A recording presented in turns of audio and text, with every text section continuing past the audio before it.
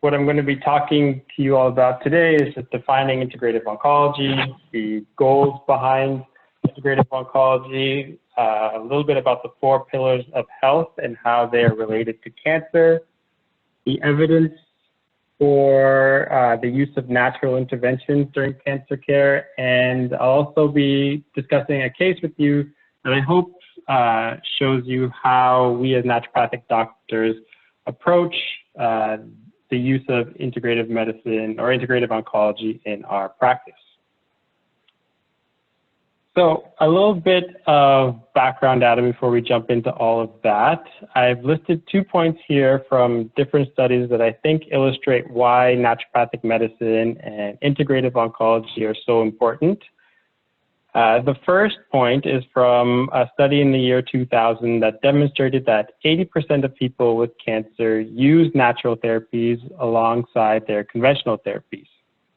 Now, I can also tell you for a fact that the number of people with cancer that seek out professional integrative help is not as high as 80%, which means there are many people out there with cancer relying on information that they're reading on the internet and being sold on false hopes by those who are advertising natural cancer cures, which we don't have any real evidence to support. In doing so, there are a lot of people who are fed incorrect information and sometimes choose to not undergo their conventional cancer treatments. The second point is from a 2015 study that discovered that 71% of patients with cancer actually want to discuss integrative medicine with their oncologist, but only 48% of those individuals end up doing so. Unfortunately, there is still a very large communication gap that exists between the conventional oncologists and naturopathic doctors who focus on integrative oncology, and this is also to the detriment of the patient because they are either left having to deal with their side effects of their conventional treatments without any integrative support, or sometimes have to hide the fact that they are seeing other practitioners for their integrative care, which then ends up putting a bit of a strain on the relationship between the patient and the medical oncologist. So again, not only is there a need for professionals with knowledge of safe, natural therapies, but there's also a big desire to integrate conventional cancer therapies with natural ones. And unfortunately, the conventional medical doctors don't have the background education that we naturopathic doctors have on the use of safe natural interventions or the current time to go about learning them. So I've mentioned the word integrative oncology several times, and that's what we're here to talk about, but we should really define what integrative oncology means. This slide here is the definition of integrative oncology as described by the Society of Integrative Oncology. It's probably my favorite definition of integrative oncology, and there's 4 reasons why that I would like to point out to you here. As you can see, it mentions that it's an evidence-informed field of cancer care. So what that means is for any treatment recommendation you make, there is some evidence to support that natural treatment use.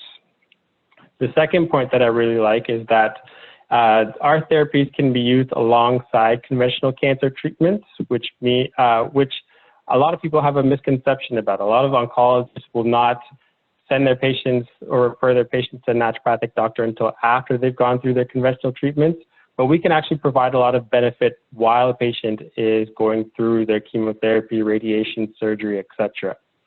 The third point is that with integrative oncology, our goals are to optimize health, quality of life, and clinical outcomes, which I'll go into further detail about later in this presentation. And the last point is that we can be very helpful to patients either before they start their conventional treatments, during their conventional treatments, and after their conventional treatments into those survivorship years. So what are our goals? So I touched on some of them in the previous slide, but the number 1 goal for us is to be able to use naturopathic interventions safely. And I'll touch on each of these in a few moments. And as I mentioned before, we're trying to optimize quality of life, which usually focuses around managing and preventing side effects and long-term complications of conventional treatments. We're hoping to optimize outcomes, which means we're trying to decrease the risk of cancer recurrence or cancer progression, and we're focusing on optimizing health, which we tend to do with patient education and guidance on a healthy diet and lifestyle. So let's dive into each of these a little bit so you get an idea of what this would look like in a visit with a naturopathic doctor. So students in the audience and ND alum will be aware of the fact that as naturopathic doctors, we take an oath to do no harm. This is one of our principles of naturopathic medicine. Now, a lot of people and patients have a misconception that anything natural is safe, which I wish were true. But unfortunately, some natural products don't play very well with conventional treatments. Some natural products interfere with the enzymes that metabolize many of the conventional medications. And so we want to make sure when we're recommending natural therapies for our patients, we aren't making any recommendations that will reduce the effectiveness of the conventional treatment or worsen any of the potential side effects that may come about from that conventional treatment. A lot of the education that we do in visits also entails debunking myths that patients read about online that have no evidence of benefit and may actually cause some potential harms. In every visit that I have with a patient, I like to divide the integrative plan into a short-term and long-term plan. The short-term plan usually revolves around optimizing quality of life. Now, there are 2 points here that illustrate how amazing integrative medicine can be in doing that. The first is from a very recent systematic review and meta-analysis. If you're familiar with research and evidence, you'll know that this is one of the strongest forms of evidence that we have. This study here demonstrated that there is some superior efficacy of complementary and integrative medicine in improving health-related quality of life. The second point is from a study that looked up many different components related to quality of life. The EORTC and ESAS are both scoring systems that are typically used in research studies to determine if an intervention is having any particular effect on a certain aspect of a patient's quality of life. The study reference here shows that integrative medicine significantly improved appetite, fatigue, cognitive function, emotional function, physical function, pain, anxiety, and sleep. Now, whether you're a person with cancer or not, I think anyone would want to reap these benefits. The side effects of cancer itself and cancer-related treatments are often what lead to a patient's decreased quality of life and can have a severe impact on their outcomes as well. Helping to prevent and manage these side effects is part of the short-term plan for a patient with cancer. You'll see from this slide here that this is where a lot of the evidence for integrative oncology lies, as there are so many different natural interventions that can help with some of the very common but also very specific cancer-related and treatment-related side effects.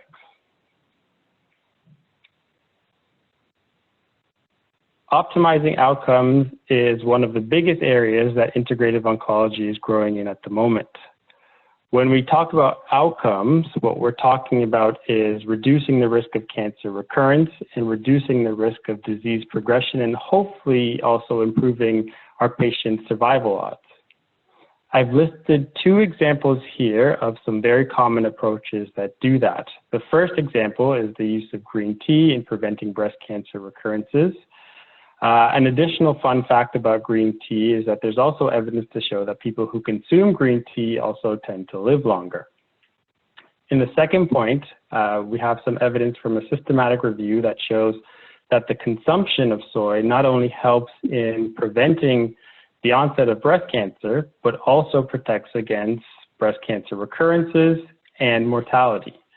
So when in a visit with a patient with breast cancer, part of our long-term goal would be to incorporate the consumption of these functional foods into their regular lifestyle. Some of the best evidence we have for optimizing our cancer outcomes comes from optimizing our patients' overall health. This would be an example of a long-term goal that I find best approached by educating patients on what we like to call the 4 pillars of health: diet, exercise, sleep, and mental health or mood. Each of these pillars has its own standalone evidence to show that it can reduce both primary and secondary risk of cancer and supports a healthy body weight and a healthy body composition. Both of these have evidence to support improved outcomes on their own. Focusing on the pillars of health also improves the makeup of our cellular environment. By this, I'm talking about the hormones in our body and the inflammatory markers in our body, which have the potential to support the growth of cancer cells. Each pillar will also improve a patient's quality of life, which patients obviously really value as well. When we look at diet specifically, I spend a lot of time in visits educating patients about what a healthy diet looks like and provide a lot of guidance and tips on how they can move from a Western-style diet to a diet that has more evidence to improve their overall mortality. The diets that have evidence for the most benefit in doing that appear to be the more plant-based diets and the Mediterranean diet. Both of these have evidence to support decreased cancer risk and outcomes. With exercise, some of the benefits that we've seen with exercise are benefits that we don't see with any other medication or any other form of therapy. You'll see with breast, colorectal, and prostate cancer, we get substantial reductions in the risk of death by being more active and exercising. The great thing about these exercise studies is that the exercise intervention in them is a simple brisk walk, which I shouldn't call simple because sometimes this even poses difficulty for certain patients. So in visits when I'm discussing exercise, my approach is basically trying to motivate patients to incorporate 30 minutes of a brisk walk per day. Not only is exercise great for reducing risk of death, but it can also help with so many other quality of life related factors. With both sleep and mood, we have quite a bit of evidence to show that poor sleep and worse mood are associated with poor outcomes. We know that people who get less than 6 hours of sleep per night are associated with a greater risk of cancer. So what we try to prioritize with all of our patients is getting not only a good amount of sleep, but good quality sleep.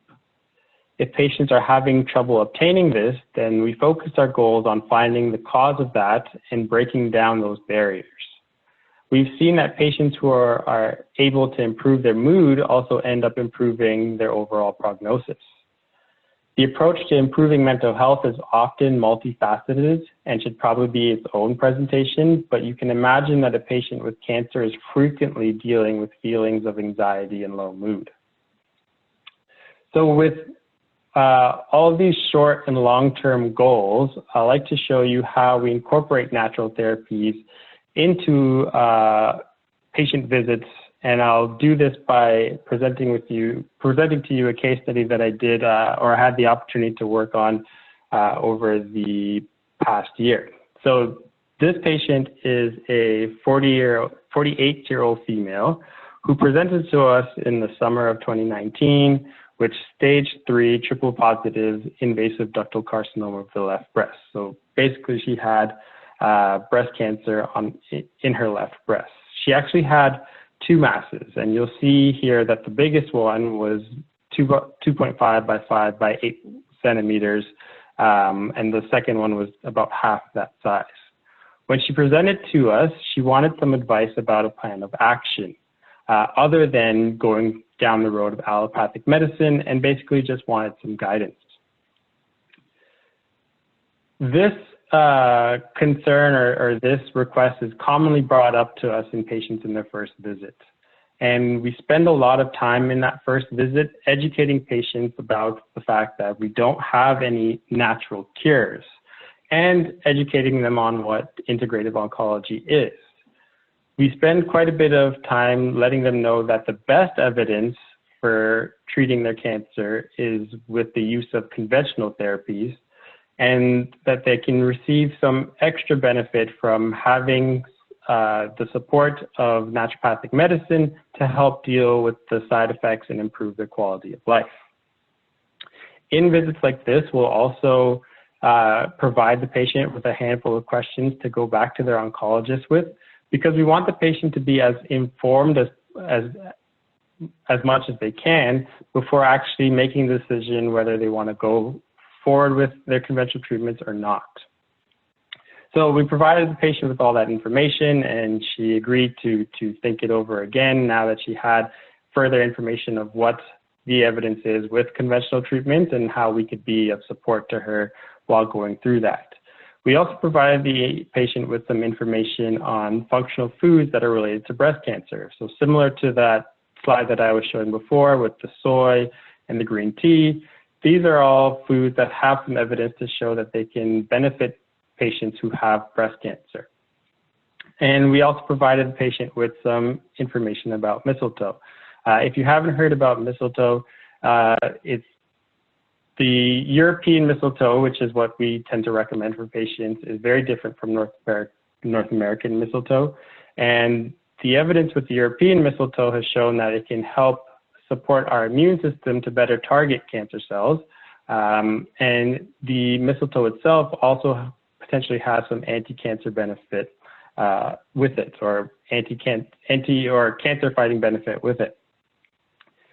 She took all this information, was really impressed with what she learned about the mistletoe, and came back in visit 2 and wanted to start it right away, regardless of whether she was going to go forward with her conventional treatments or not. So in visit 2, we showed her how to administer mistletoe and provided her some mistletoe to get started with. In between visit 2 and visit 3, she went to see her oncologist with the new information that we gave her, asked the oncologist a few questions in regards to how much benefit she would receive from going forward with her conventional care as opposed to not, and decided that she would indeed go through with her conventional care with our added support to deal with her quality of life and side effects. And she was recommended the chemotherapy regimen that I have listed here. So this chemotherapy regimen is typically given in 2 phases. And in the first phase, the patient was going to be receiving adriamycin and cyclophosphamide, these are 2 very common chemotherapy drugs, for several weeks. Now, when a patient is going through chemotherapy, our approach on the naturopathic side will be to look at the more common side effects that tend to occur with that chemotherapy regimen and try to prevent this from occurring in the first place, or at least decrease the intensity of which it occurs. So the common side effects that occur with the chemotherapy regimen that she was going to be on were cardiotoxicity, immune suppression, diarrhea, mouth sores, fatigue, and nausea and vomiting. From our side, the integrated treatments that we recommended for the patient at this time were coenzyme Q10, which has some evidence to show that it can help reduce some of the cardiotoxicity that women with breast cancer receive when going through conventional treatments for breast cancer. We also recommended melatonin, which there is a large amount of evidence for to show that it can be very helpful for patients who are going through chemotherapy to help reduce some of the side effects like immune suppression, peripheral neuropathy, and a handful of other side effects as well. We recommended L-glutamine to help reduce some of the intensity of diarrhea associated with chemotherapy, as there's evidence to show that L-glutamine can do that. The fish oil was also recommended because there is a handful of studies that show that fish oil can be helpful in reducing the onset of several different side effects going through chemotherapy. And we also recommended vitamin D because there's a good amount of evidence to show that people who are deficient in vitamin D tend to have poor outcomes. So this was our plan for her as she was going to go through chemotherapy. For visit number 4, the patient was experiencing a handful of side effects, and she wanted to see what acupuncture could do to help relieve some of the side effects that she was feeling from her conventional treatments. Working with an integrative team, we luckily have acupuncturists on staff. And so in that acupuncture visit, they addressed specifically the symptoms of nausea, breast swelling, and tenderness. They went through a tongue and pulse diagnosis and came up with a traditional Chinese medicine diagnosis for the patient and applied the acupuncture points that they deemed appropriate to help deal with these side effects. Now, unfortunately for this patient, I don't think acupuncture was her type of thing. She seemed to be a bit of a mover, and so lying still for 20 to 30 minutes at a time wasn't working for her. So she came back to see us and wanted some other natural interventions to help deal with the symptoms. In visit 5, she was experiencing nausea, breast swelling, still experiencing the breast tenderness, but in addition, now she was feeling some myalgia and diarrhea. What we recommended for her at this time, while she was still going through chemotherapy, was some magnesium bisglycinate, which targets, the bisglycinate form targets the muscles better than other forms of magnesium and has little effect on the bowel. So you may have heard that some forms of magnesium can help constipation and loosen stool.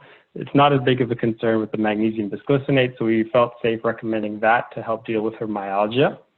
We also recommended homeopathic phosphorus to help deal with her nausea and homeopathic phytolacca to deal with the breast swelling and the tenderness.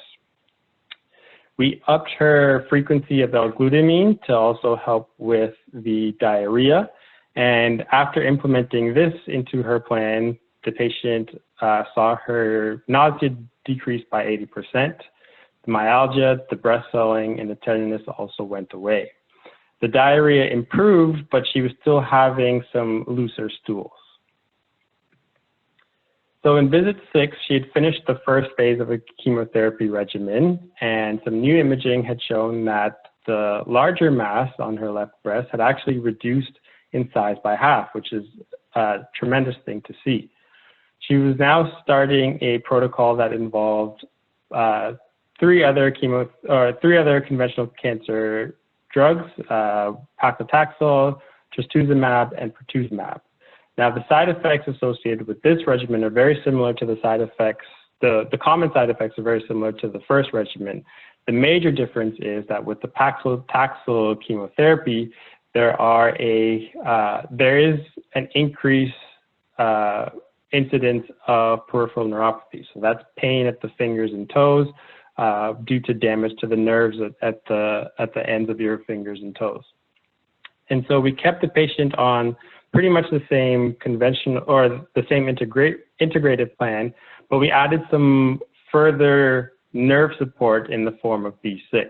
So in the first plan, if you remember, there was the glutamine, the fish oil, and the melatonin, which all have some evidence to show that they can help support the nerves and decrease the severity of peripheral neuropathy. We kept that the same and added B6 for some additional nerve support.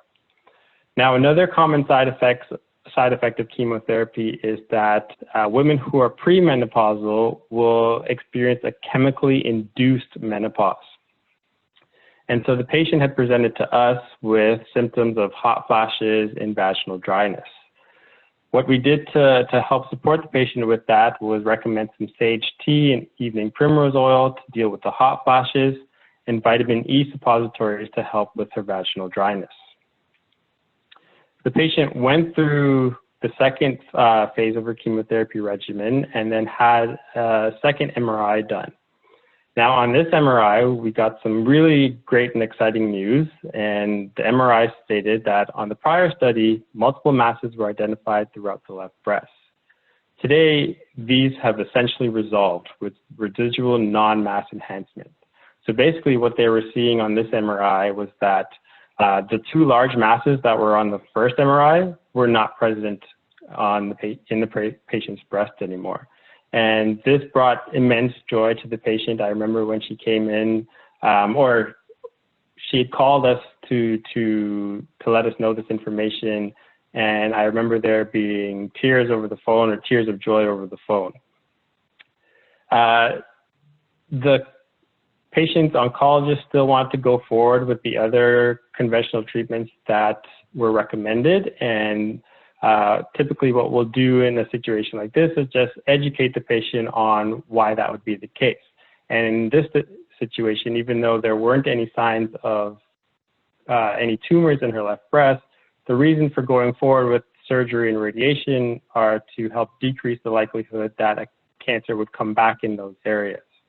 So after receiving that education and learning that she can still get our support with going through with the surgery and going through with radiation, she decided to go through with the double mastectomy, in which case we stopped all supplements prior to surgery, just to play it safe and make sure that nothing that we had recommended would interfere with the surgical process or cause any increased bleeding during surgery.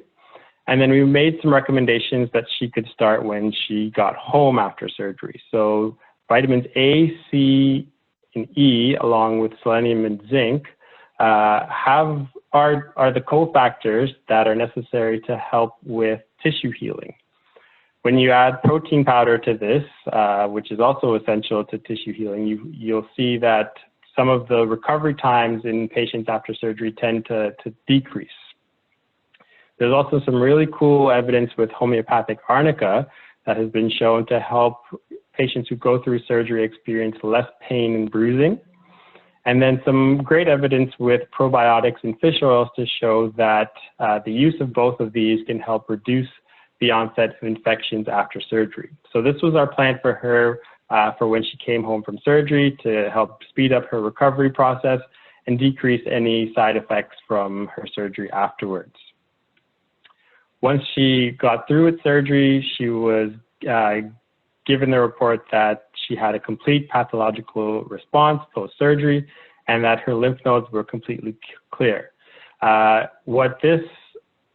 So in the past, you may have heard that, patients would be in remission. They don't really use that term anymore.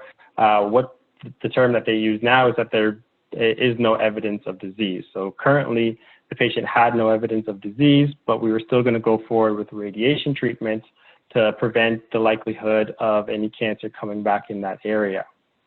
So with radiations, our goal is very similar to our goals with the other conventional treatments. We want to decrease the side effects and improve the quality of life of the patient as best as we can. And so the common side effects of radiation are dermatitis and injury to the skin in that area, fatigue, and then also some added cardiotoxicity to the heart as you're getting radiation directly over the left side of the chest. To help deal with the skin issues, we recommended a topical botanical product called calendula, which helps with skin healing. To help deal with the cardiotoxicity, we recommended L-carnitine, which is a great amino acid that has shown some benefit in reducing cardiotoxicity associated with the treatments associated with breast cancer. And we recommended another botanical product called ashwagandha, or a herb called ashwagandha, to help deal with the side effects or with the fatigue that's associated with radiation. At the same time, we got her restarted on some of the other treatments, or continued some of the other treatments that she was taking. So the mistletoe and the vitamin D, because we have the evidence to show that these do help with outcomes overall. And then we started the patient on Coriolus versicolor, which is a mushroom that also has some immune benefits that has shown to help with outcomes with women with breast cancer. This was the last visit that I saw this patient in, and the future plan, I know, was to focus more on the 4 pillars of health to help reduce the risk of her breast cancer coming back and improve her outcomes. With that, that's all the information I had on this case, but what I was hoping to be able to show you in the audience is that patients with cancer will go through a handful of different cancer treatments and have to deal with many different side effects along the way. And so having a medical professional as part of their circle of care to help them deal with their quality of life or improve their quality of life while also helping them improve their outcomes, I feel to be very essential and provide so much benefit to the patient. I've also asked to talk to you all about what I love specifically about naturopathic medicine, and what I've listed here is actually what I love about being a naturopathic doctor. I got into healthcare in the first place because I loved connecting with people and I loved helping people, and I found the best way to help someone was through their health.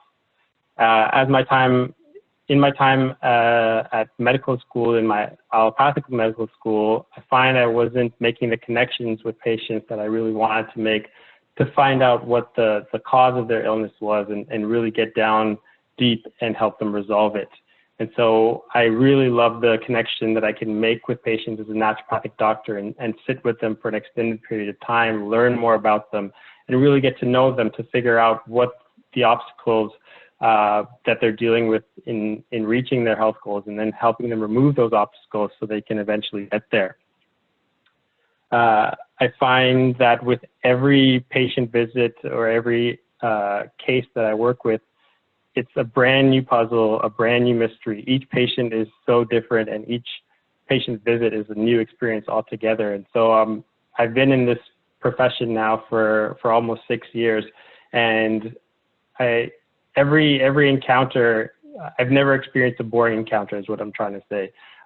Each encounter brings something new to it, and so there's always new learning and some new things to be learned, and exciting things that are happening with naturopathic medicine as it's a growing field in general. And then the third point is that I find extreme fulfillment at the end of each day, knowing that I've contributed to helping somebody improve their health and their life in some way, shape, or form. Like I mentioned, I got into this because I wanted to help people, and I found that in naturopathic medicine, I've been able to do that and have been completely and extremely fulfilled in doing so. I've also been asked to talk to you a little bit about my future plans going forward and some advice. So with me, I'm looking forward to continuing to teach at the Canadian College of Naturopathic Medicine. Right now, I'm still supervising students in their clinical years. I'm opening up my own private practice now that I've completed my residency, and working towards getting my fellowship of the American Board of Naturopathic Oncologist designation. Some advice I'd give to some prospective students: if you're still trying to decide whether or not you want to get into this field, I would really suggest speaking to other naturopathic doctors, finding out what their experience has been like, shadowing one if that's an opportunity for you, and even becoming a patient yourself if you've never actually been a patient, to see what that experience is like from the patient perspective. For those of you who are becoming naturopathic doctors, or who have already enrolled in schools, my advice for you would be to fully jump in and embrace everything that is part of our tool belt. We have so many modalities that we have to work with that I find it a little bit disappointing when some practitioners choose to avoid certain modalities altogether. All our modalities can really benefit patients, and by having so many things under our tool belt, you'll find a number of different ways where you can support a patient and really help them reach the health goals that they're trying to reach. That was my presentation that I had for you. If you were ever looking to get in touch with me, you can send me an email. I don't currently have a website, but I have written on the CCNM Integrative Cancer Care blog in the past, so feel free to check that out for some other information in regards to integrative cancer care. I do have an Instagram account, but I have not used it in quite some time, as there hasn't been very much to post about in regards to activities and whatnot with the social isolation going on, but you're always welcome to reach out to me on social media as well. I believe there's some upcoming events going on that I'll let Dr. Yanis speak to you on. Thank you. Yes. So we have, thank you so much, Dr. Bhim. Before we get to Q&A, Just a couple of notes for those of you who've asked. We will be sending a recording of this out tomorrow, and we do have some upcoming webinars in light of some of the recent events here in North America and across the globe. We're hosting a webinar on PTSD, specifically for trauma as it relates to practitioners and our patients. And so we also have a webinar coming up on June 28th for career success. So I hope that you can join us if these interest you, or pass them along if you know somebody who would benefit. So if you want to go to the next slide, we'll start on our Q&A. So the first question that comes is in regards to hypnosis and mindfulness. So the patient that you discussed had restlessness. And so the question was in regards to that, but I think in general, you can probably speak to mind-body techniques with cancer patients as well. That would be great. Yeah, so there are many, like I mentioned, like you can probably have a full presentation on mind-body techniques and the way that naturopathic doctors can support patients in their mental health. With an integrative approach, with the clinic that I did my residency at, which was great. What was great about it is that they also had a psychotherapist on hand, which patients can take advantage of. There's also different other avenues if you don't have a psychotherapist on hand. So there's yoga, there is mindfulness meditation, there is mindfulness-based stress reduction that are great resources for patients to take advantage of if they're trying to work on their mental health and improve their anxiety or bring themselves up from a low mood. Like I mentioned, with the tool belt that we have, you can almost find something from each modality that can support a patient's mental health, whether it be using acupuncture, homeopathy. There are even some studies with nutritional interventions that show that it can support patients' mental health as well. So the list is long, like never ending, but you can probably have a seminar on naturopathic interventions for mental health on its own. Thank you. So there's another question, and I told you I wouldn't give you any gotchas, but this one is maybe a little bit controversial. So can you speak somewhat to soy and the pro-estrogen replacement and no estrogen replacement benefits or not of soy? I'd be happy. Yeah, I'd be happy to speak on that. So there used to be a lot of stuff saying that soy should not be consumed in women with breast cancer, and soy used to really get a bad reputation because of that. But we have so many studies now showing that soy can be beneficial to women with breast cancer that it's kind of overwhelming. It's pretty much overwhelming the amount of evidence that we have to show that soy can actually be very helpful for women with breast cancer. If you look back at my slides, you'll see that I do reference that study there that show that soy can be helpful not only in reducing the primary onset of breast cancer, but it can also reduce the risk of a recurrence. And women who consume more soy just seem to have a better outcome in general in regards to breast cancer. So based on all the evidence that has developed in regards to soy and breast cancer, it's shine a new light and done away with all the previous studies and information that said that soy may be potentially bad. We've had enough evidence now to show that it's actually quite beneficial. But with that, I would recommend, and a caveat to that would be that you only use whole food sources of soy if consuming soy. There is no evidence yet on soy supplements and how that affects women with breast cancer. And we typically want to avoid processed things in general, so I wouldn't recommend any processed forms of soy either. So just whole food forms of soy like tofu, tempeh, soy milk, things like that, that we have evidence of showing can be beneficial. In regards to supplements and whatnot, we don't really have any evidence to show that those can be good or bad. Thank you so much. So there are a few more questions here. So if we can maybe just keep the answers as tight as reasonable, so we can get to as many as possible. So there's a quick question about curcumin and pain with oncology patients, if you can speak to that.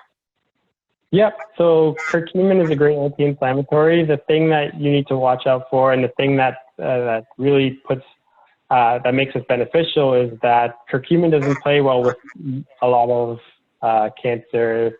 conventional cancer therapies. And so it goes through one of those enzymes that does the metabolism. It interferes with the enzyme that metabolizes several drugs. And so if a patient is on conventional treatment, you just need to make sure, if you're wanting to recommend curcumin, just make sure it's not going to interfere with the conventional treatment. We typically avoid it during most chemotherapy regimens just because it does interact with those enzymes, but in certain situations it's safe. Again, you just have to double check your interactions. Thank you. We have a couple questions here on intravenous therapy and oncology and IBC and so on. Can you speak a little bit to that? Yeah. So there is growing evidence with intravenous vitamin C.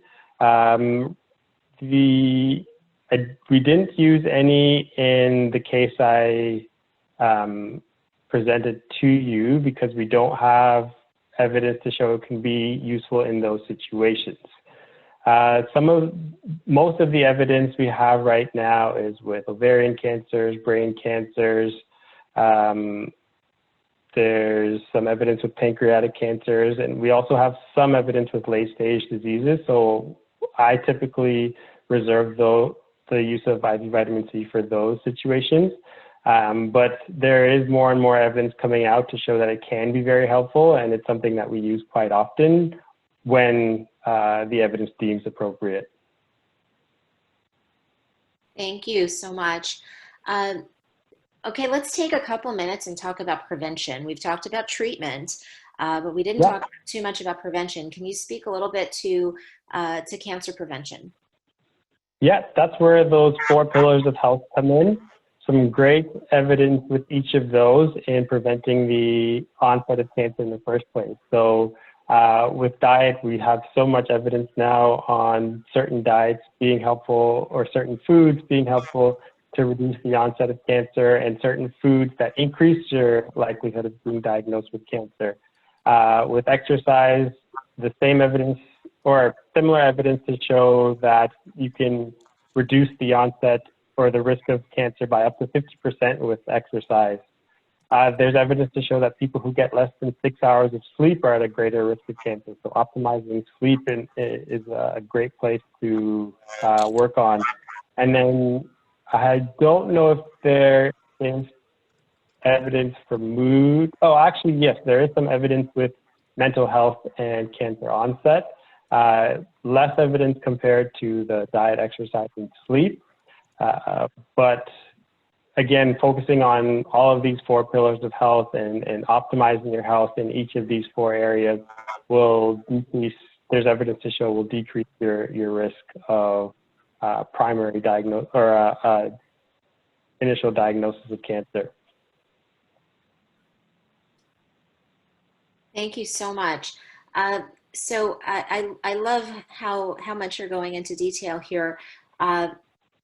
We have a question about aloe vera in use with cancer patients, as well as B17. Can you speak to those? So the aloe vera, in regards to cancer use, off the top of my head, I know it can be helpful in topical situations like radiation and some of that skin healing. So B17 is one of those things that I was referring to when I said patients will read about things online and start taking them, not realizing that there is potential harm. There is some studies with B17, which is also known as apricot kernels, to show that patients who did consume B17 actually experienced some toxicity associated with it. And that's because the apricot kernels itself actually have some cyanide content in them, and it's hard to regulate how much of that cyanide actually goes into what you're consuming. And we don't have evidence, really any real evidence to show of its benefit. So that's one of the situations where I actually tell a patient, like, this isn't something you really want to do because it actually may cause more harm than good. Yeah, I appreciate you sticking to the first part of our oath, which is first do no harm. And as you indicated at the beginning of the talk, just because something is natural does not mean it's safe. And so Exactly. that is a really important point.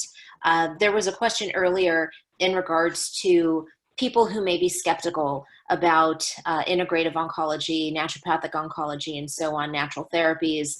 And I know that you've been speaking throughout the course of this webinar on the very vast research base that exists for many, if not most of the things that you've talked about today.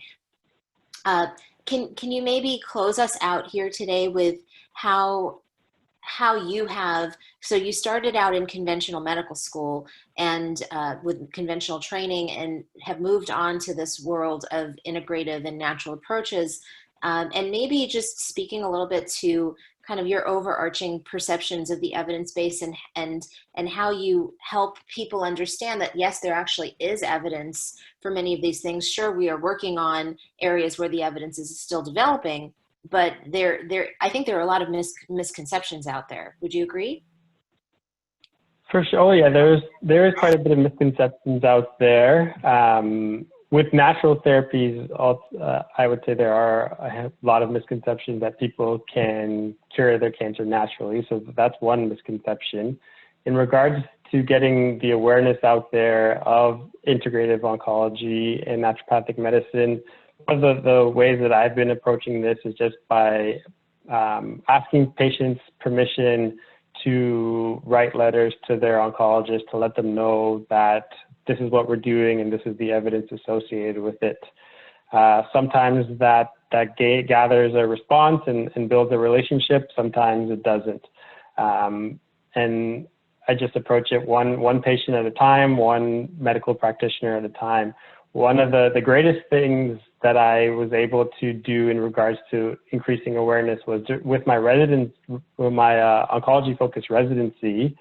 I was able to shadow an oncologist in a hospital setting, which led to that doctor introducing me to other doctors, and those doctors just being interested, like, oh, what's a naturopath doing here? And this led to a presentation where my mentor and I gave at the hospital, educating other oncologists about the benefits of integrative oncology. And I think these oncology-focused residencies are a great way of bridging that gap and increasing the awareness to other medical practitioners. The only thing is that there aren't very many oncology residencies, so hopefully other FABNOs will pick up the torch and try to use the relationships that they have to increase the amount of integrative oncology residencies out there and continue to spread the news about who we are and what we can do. Thank you so much. So there are, I think I'm going to just end us here. If you have any common resources, for those of you we've not been able to get to your questions, we would please feel free to email